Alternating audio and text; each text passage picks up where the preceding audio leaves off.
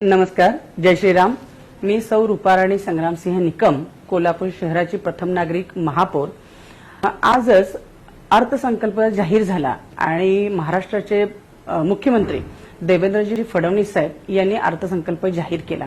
खूप आनंदाची गोष्ट ही आहे की एक महिला म्हणून या अर्थसंकल्पामध्ये खूप चांगला अर्थसंकल्प ज्याच्यामध्ये महिलांसाठीची खूप चांगली तरतूद केली गेली।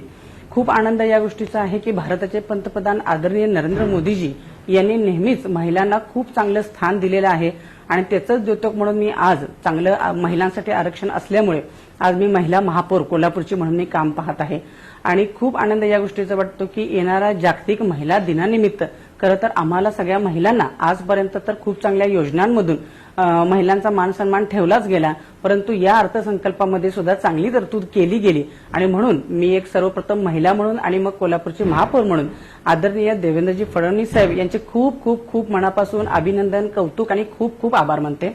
जय शिवराय।